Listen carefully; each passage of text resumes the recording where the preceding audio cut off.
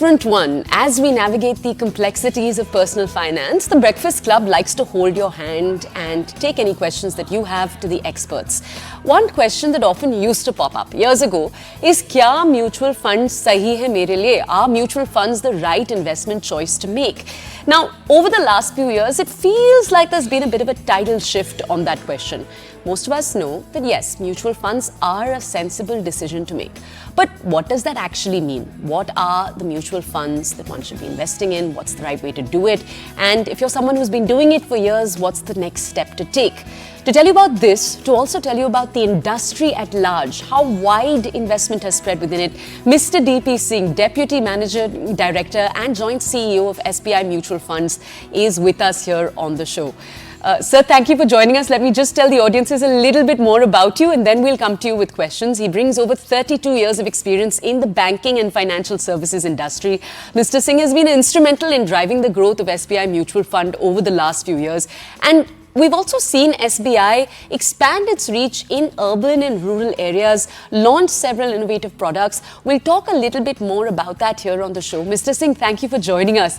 Mr. Singh, as we were telling our audiences already, today we're lucky to say that mutual funds as a concept is not alien to audiences. Most people watching this show today already know what mutual funds are, perhaps have made investments in them, know that it is the sensible way to invest your money. So tell us, how do you see the industry and mutual funds in general just growing further when most urban consumers, possibly most rural consumers, already know that it's the smart thing to do? Yeah, thank you very much for having me on the show, first of all. And it's a great pleasure to talk to the evolved audience of CNN. That's a pleasure. But taking to your question, yes, first thing that it's not only the urban and metro centers, it's the smaller towns also, is pan-India. Mutual fund message has reached every nook and corner. Everybody wants to be part of it. Now, how do we take it forward? And this seen in the numbers that we used to be 10 years ago, mutual funds used to be 10% of total bank deposits. Today, it is already 32%. The kind of growth the people have accepted and taken the plunge in the mutual fund story. But now here on, what is sahi for whom is something we have to take it to the overall ecosystem of the country. What do you mean when you say that? Tell us a little bit about it. You know, we've seen this trend over the last few years, as you said. But what is right for whom? What does that mean? No, today, the big money is coming from the youngsters, right? The people joining. They know that because they have seen in the last 5-6 years only one wave. That's the upward journey of the equity market and mutual funds. They have not seen the cycles.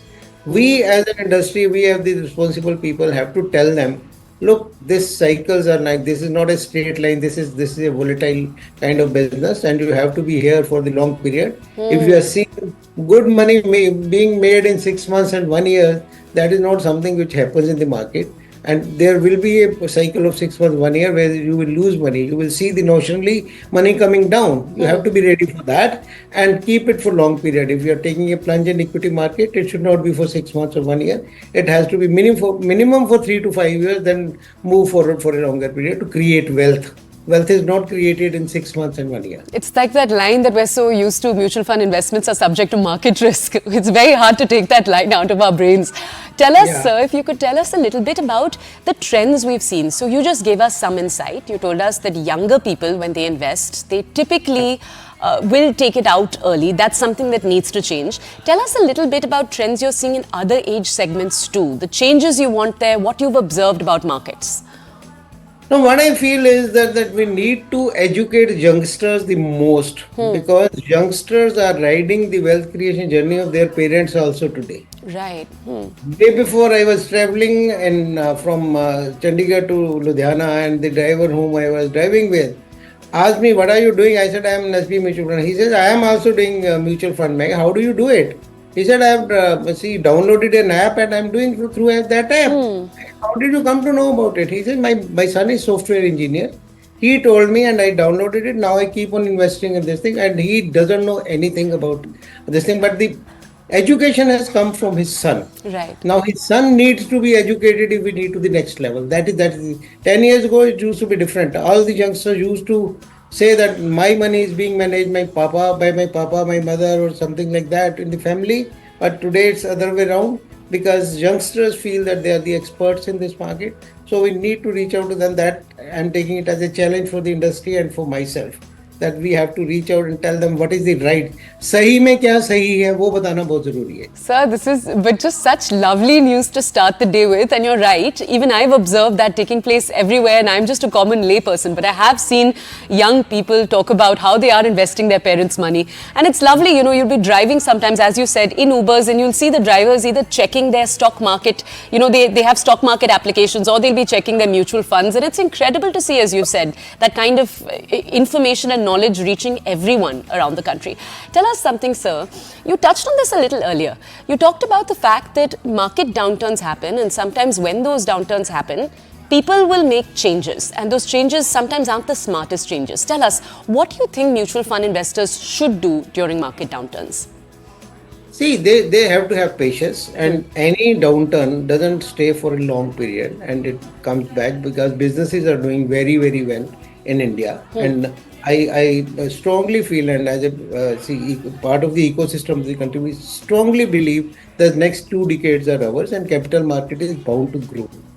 But the longevity is there. Cycles will come, downturn cycles will come. But as responsible manufacturers like SBI Mutual Fund, because people put money with the brand name also, they are putting money with the SBI brand name. So our responsibility is don't take excessive risks in managing people's money, and we should not be showing that we are giving the highest returns. Returns come with the risks. So our endeavor is always is that whenever there is a downturn, we should be able to halt the downturn within the fund scheme. So in that turn, we may not be giving the highest returns, but we want to give the good returns with the market, beating benchmarks, but not the super duper returns, which can be done only with the taking the very, very high risk.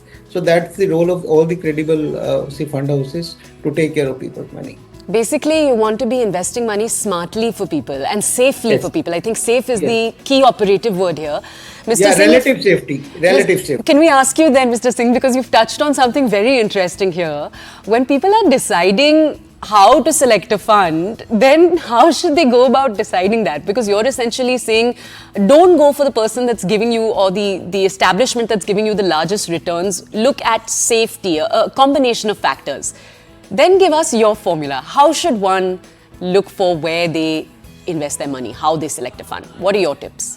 The thing is, today, majority of the people, they look at the chart, how much return last 1 year, 3 years has happened in a particular fund, without looking at the philosophy of investment of that fund. And that is not possible for every individual to look at the philosophy of each and every fund. But generally, when we are looking at the last 1 year return or 3 year returns in a particular fund, basically we are driving the car looking at the back mirror. We can do that. Because what is future? I don't know. Future, so for that, the credibility of the fund management team, the credibility of the fund house, that is extremely important.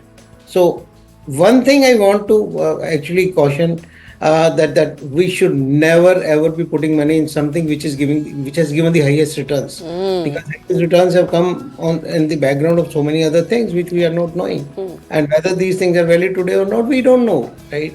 So that's something which we always tell people, that be aware of this, that choose is, while saying so, I'm not trying to be defensive. Nobody should read it that we will not be super duper returns. Even our fund house, some schemes are showing the highest, topping the charts in the returns. But that has just happened. We are not taking credit for that. Our philosophy was this, we could do it. We can do it tomorrow also. Okay, but Mr. Singh, can I just ask you to take us a little bit behind the scenes and share a little bit when it comes to secrets? So what I mean when I say that is, in the last few years, SBI has had 3 thematic funds, you've had passive funds, now the SBI Quant Fund, it's your latest offering. What is the thinking process there? So walk us through what SBI sees behind the scenes as some of the trends when it comes to the sector, where you see the growth happening. Tell us some of that too. Yeah. See, whenever we come out with a thematic fund, a lot of hard work happens before launching or deciding to launch a fund. For example, if we came out with the Energy Opportunities Fund, we thought that our as a country we are energy deficit, and we are see the whole country is coming out with lot more renewable energy, and what are the existing stocks which are available in the market. And when we saw there are 200 300 stocks from which I can make a universe, the market cap is very good, there's an opportunity where the people go. So we, in the background of that, when we saw that the lot of things are going to happen in the energy sector because of the commitment of the government, the commitment and the requirement of energy. So we thought that this is the time to come out with the fund. And when we saw the huge market cap is available, so came out with a fund which could collect. We thought that at least 10,000 crore can be invested in this company. So we wanted to collect 7,000, 8,000 crore in that fund. And we see that in the next 3-4 years, we see that when the energy sector is growing, this fund will go. Quant fund hota kya cheez hai though? Sir, tell us that. Quant is a little bit complicated as a word, and I want to remove that for our audiences. So tell us. Yeah. Quant is basically we see quantitative models. There are companies which are which are being bucketed into the value stocks, where the stocks are good but they are undervalued. Then there are growth stocks, which are the sector, which are the companies which are growing very very fast, and they will those companies will give very good return. Then there's see momentum. Then there is a momentum in particular thing. Momentum and growth actually sometimes go hand in hand, but there's a small difference in that. And then there's a quality. The company, the business quality is very very good, and see there's a visibility that the next 10 years, 15 years, 5 years, this is going to be the leader, having the leadership position. So the markets give actually a premium to the leadership in any business, any company which is leading the particular sector or particular system, they get the values. So we bucketed this thing that how these and there are cycles. Sometimes in the market growth stocks go up, sometimes in the value stock goes up, sometimes quality takes a preference. So we did a lot of hard work for last 15 years. We did the back testing. I said, if there are 4 buckets, whatever bucket is doing good in that particular period, say 3 months or 6 months, why not be overweight in that? Because otherwise in a general fund, you can't do that. Right. We created 4 buckets and said, okay, we will give weightage to these buckets. And we did live actually on the data. For 5 years, we ran a dummy fund. And but the results were amazing. Results were that the funds were giving 3% alpha over the markets. Overall market 3 to 4% if we are changing the theme every month. So that we did for 5 years, and the results which came, we did a lot of R&D. One quant specialist who is the fund manager today, she did this work, and we have data for all the 5 years. And we thought this is something where individual biases, the biases of fund managers are not there. Only the quantitative data is telling us where to move the money. So from that model, we have come out with this fund. Because generally there are other factor funds. This is called factor funds. Quant funds are called on the factor basis. So this is the first of its kind, and this is back tested. We have a track record, and we are very confident that we can create a portfolio of almost 5,000 crores on day one. Mr. Singh, we're very grateful that you're here to share this research with us in particular, but it's also not too often that we get to hear the behind the scenes, behind how the investment, the research, the kind of research that makes these things happen, that makes them a reality. We don't too often get to hear behind the scenes. So thank you for joining us, Mr. Singh. Thank you for shedding that spotlight on this research and the new initiatives that we're seeing. Hopefully we'll see younger people, as you said, continue to invest intelligently and safely. I loved when you told us a little bit earlier about the importance of that. Thank you for joining us, sir, here on the show. Thank you so much. Thank you.